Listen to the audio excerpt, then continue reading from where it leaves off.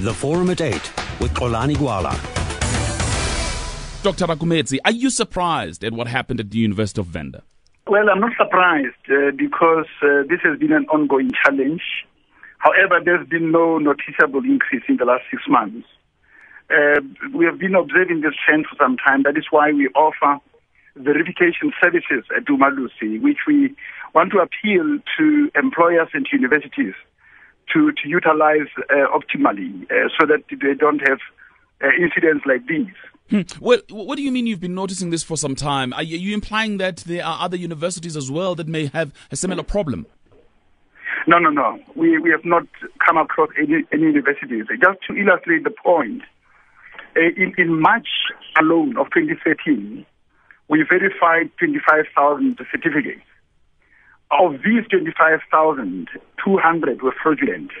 200 is worrying for any organization to have, out of 25,000 that were verified in the month of March, to have 200 fraudulent certificates detected is problematic for us.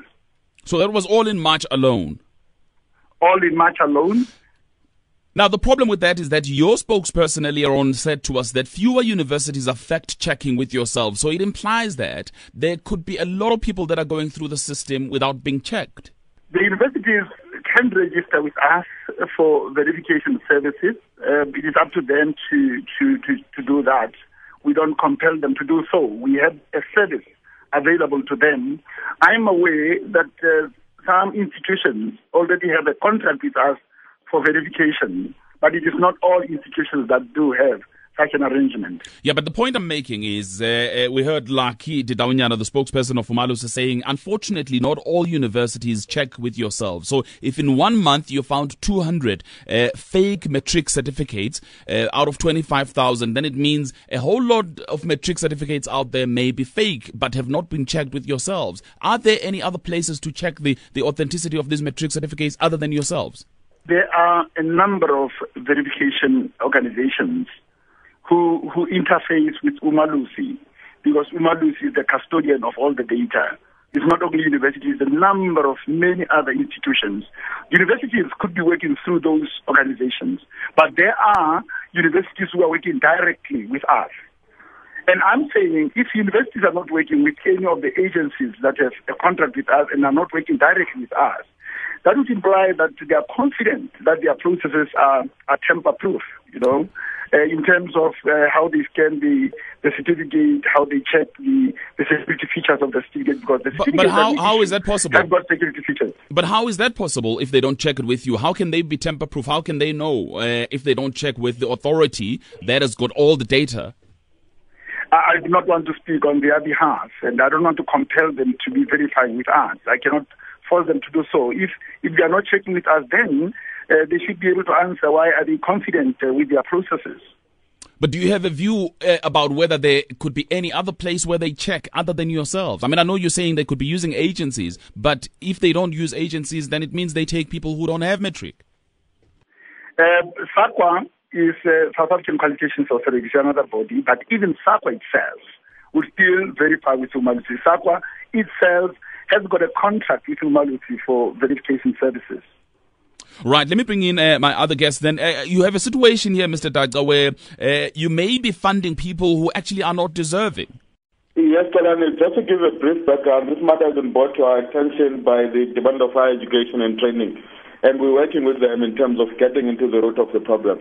I think from the perspective of NSFAS, we will follow the investigation very closely because we want to find whether these people that have been funded have indeed been deserving students. Because the scheme, the NSFAS scheme, is to fund two categories. It's to fund academically deserving and financially needy students.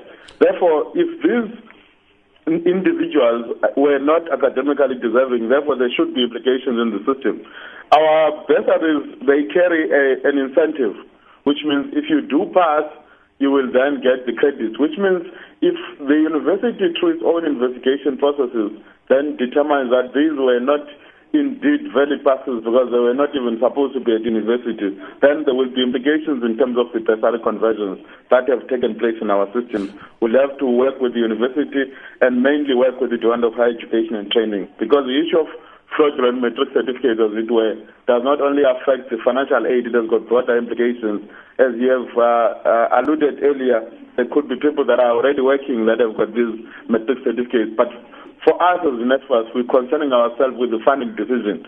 Did we fund people that were deserving? And if the answer to that question is no, we have to find a mechanism to reverse the incentive that we have given to people that did not deserve that incentive. But why would Mr. Dagda, why would the answer be no? Is it possible that your checks and balances are also weak and they may be allowing people who are not deserving? The way the system works, Kolani, is at NSFAS we work on a wholesaling model. We allocate money to the universities and give them guidelines that this is your 200 million University of Venda, and you must find students that are academically and financially needy, and you must fund those students. And therefore, the question of verification of whether a student is indeed a student is done at a university level. And we then get the list of the verified students by the university, and we rely on that information from the university. And then we pay the university to credit the student's account.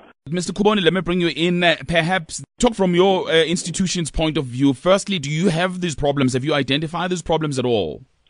Kolani, we haven't identified this problem. We haven't had any cases that we have that has come forth for us to warrant action. But nonetheless, we have some processes and procedures that we have in place already at the university to try and make sure that we don't experience such problems.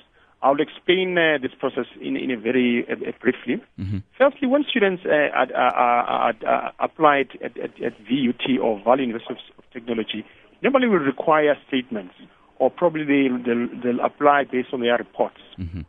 That is state number one. Then we select them, and then we respond to them that they will be admitted on the different faculties or programs. And then on the day of registrations, when they actually come to register at the beginning of the year, it's when that we demand the matric certificates that they had to produce. Mm-hmm. And then on producing that matric certificate, then we register them on the program. Yeah.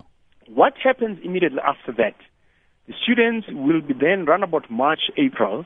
We then take all those students' numbers as well as their matric certificates, and then we contact SAQA to verify whether these matric certificates are really authentic. Okay. If not, we found that some of the students have been registered on the program. We immediately kick them out. Immediately. That's the process that we do. And then the last stage of the verification